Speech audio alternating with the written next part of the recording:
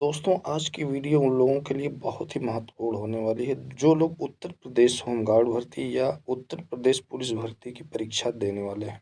जो लोग इसका फॉर्म अप्लाई किए हैं और वो अपनी तैयारी कर रहे हैं परीक्षा के लिए, तो आप लोगों के लिए ये वीडियो बहुत ही महत्वपूर्ण होने वाली है, क्योंकि आज मैं उत्तर प्रदेश में कुछ प्रमुख नदियों के बारे में बताने वाला हूँ।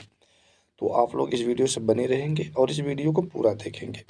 यहाँ पर आप लोग देख भी रहे हैं कि एक एटलस भी दिया गया है कि उत्तर प्रदेश की नदियाँ, ठीक है, इनके बारे में आप लोग इस एटलस से यानी मैप से भी पता कर सकते हैं कि कौन सी नदी कहाँ से निकलती है, कहाँ पर मिल जाती है और किस नदी पर कौन सा शहर बसा हुआ है, इसकी भी जानकारी आपको यहाँ से मिल जाएगी। तो चलिए, जो पहला क्वेश्चन है हम लोग देख लेते हैं।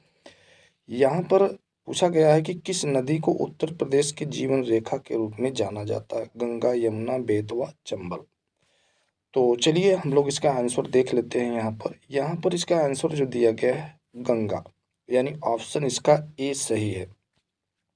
इस नदी को राज्य का हृदय भी कहा जाता है, यानी उत्तर प्रदेश राज्य का हृदय कहा जाता है इस नदी को।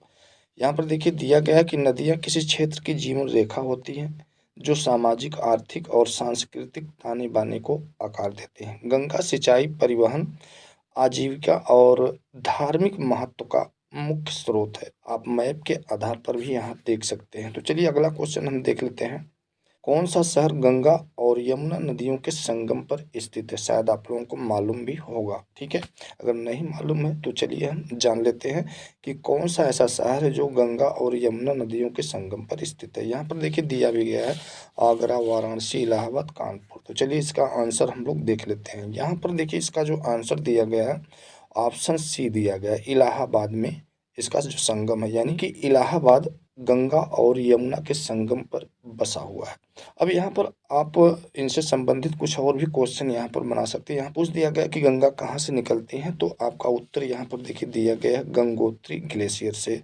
और यमुना के बारे में पूछ दिया गया कि यमुना नदी कहाँ से निकलती है, तो आप लोग यहाँ पर देख रहे हैं कि यमुनोत्री ग्लेशियर से दिया गया है।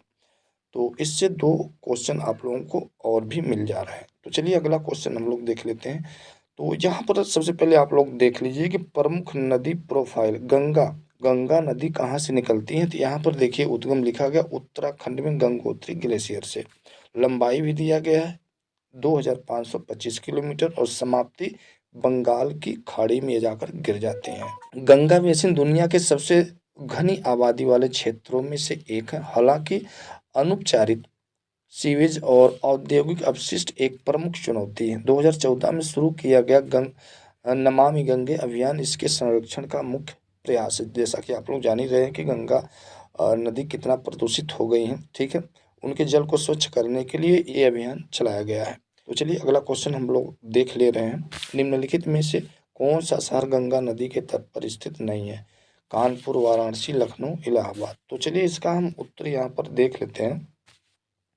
इसका जो आंसर दिया गया है ऑप्शन सी, यानी लखनऊ। लखनऊ गंगा नदी के तट पर स्थित नहीं है, ठीक है। यहाँ पर दिया गया कि गोमती नदी गंगा की प्रमुख सहायक नदी है, जिसके तट पर लखनऊ स्थित है। यानी लखनऊ जो है गोमती नदी पर स्थित है, गंगा नदी पर नहीं।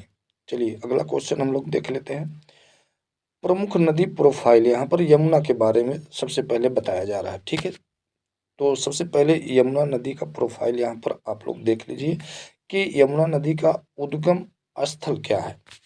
उत्तराखंड में यमुनोत्री ग्लेशियर, लंबाई 1376 किलोमीटर, समाप्ति इलाहाबाद में गंगा नदी में, ठीक है।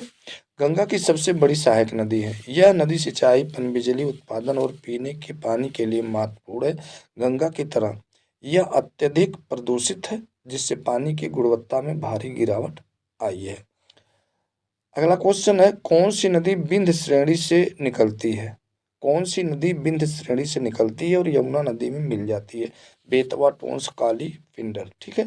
तो चलिए इसका आंसर हम लोग देख लेते हैं, बेतवा नदी, ठीक है। इसका जो ऑप्शन ए है वो सही है, ठीक है।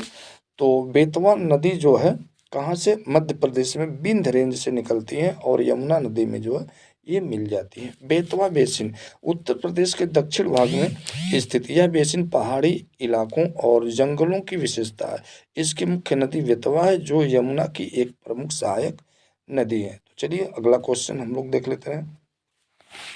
निम्नलिखित में से कौन सी गंगा नदी की सहायक नदी है?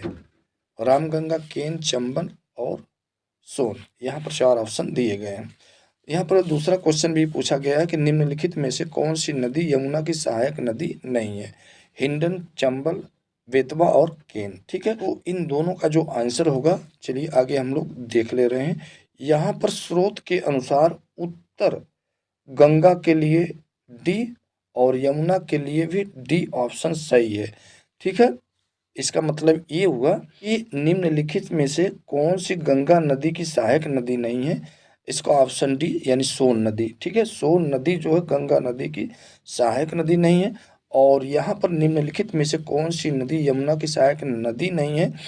इसका भी आंसर डी होगा यानी केन नदी। ठीक है, केन नदी जो है यमुना नदी की सहायक नदी नहीं है। ठीक है, यहाँ आप इस मैप के आधार पर भी पता कर सकते हैं कि सोन नदी जो गंगा नदी की सहायक नदी नहीं है और केन नदी जो है यमुना नदी की सहायक नदी नहीं है। चलिए अगला क्वेश्चन हम लोग देख ले रहे हैं। निम्नलिखित में से कौन सी नदी उत्तर प्रदेश से होकर नहीं बहती है? गोमती, सोन, घाघरा, महानंदा। तो चलिए इसका आंसर हम लोग देख लेते हैं। यहाँ पर इसका आंसर जो दिया गया है ऑप्शन डी यानी महानंदा उत्तर प्रदेश से नहीं बहती है।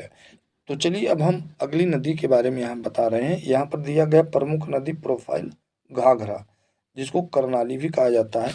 इसका जो उद्गम स्थल है तिब्बत में मपचा चुंगो ग्लेशियर मानसरोवर के पास जो है। ठीक है, लंबाई इसकी 1080 किलोमीटर है। समाप्ति बिहार में गंगा नदी में मिल जाती हैं। घाघरा नदी उत्तर प्रदेश और बिहार से होकर बहती हैं और अंततः छपरा बिहार के पास गंगा में मिल जाती हैं। यह अपनी मौसमी बाढ़ के लिए जानी जाती हैं, लेकिन सिंचाई और विविध वनस्पतियों जीवों का समर्थन भी करती हैं। चलिए इससे संबंधित हम कुछ प्रश्न यहाँ पर देख लेते हैं। निम्नलिखित में से कौन सी नदी दुधवा राष्ट्रीय उद्यान से होकर बहती है? शारदा, राप्ती, घाघरा, गोमती। ठीक है, तो चलिए इसका आंसर हम लोग देख लेते हैं कि राप्ती नदी जो है दुधवा राष्ट्रीय उद्यान से होकर बहती है। तो यहाँ पर आप लोगों ने देखा कि दुधवा राष्ट्रीय उद्यान से होकर कौन सी नदी बहती है? और राप्ती नदी। इसकी जो लंबाई है 525 किलोमीटर है। इसका जो उद्गम स्थल है सिसरमा हिल जो नेपाल में पड़ता है। ठीक है, चलिए अगला क्वेश्चन हम लोग देख ले रहे हैं। कौन सी नदी उत्तर प्रदेश और बिहार के बीच सीमा बनाती है? सरजू, कोसी, गंडक और यमुना। यहाँ पर अगला क्वेश्चन भी दिया गया, किस नदी को बिहार का शोक भी कहा जाता है? गंगा, कोसी, गंडक, सरयू। ठीक है, तो चलिए इसका अब आंसर हम लोग देख लेते हैं। दोनों प्रश्नों का उत्तर बी यानी कोसी नदी है। तो यहाँ पर आप लोग देख रहे हैं उत्तर प्रदेश बिहार के बीच में कोसी नदी का ये मैप बनाया गया है।